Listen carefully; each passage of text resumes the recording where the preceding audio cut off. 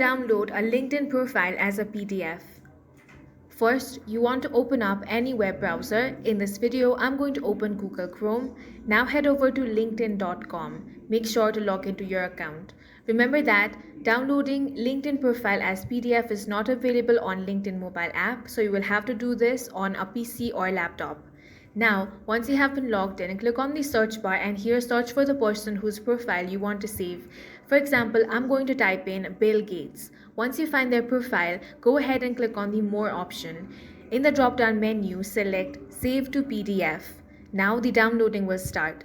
Once the downloading has been completed, open it, and as you can see, the profile has been successfully saved as PDF in your File Explorer.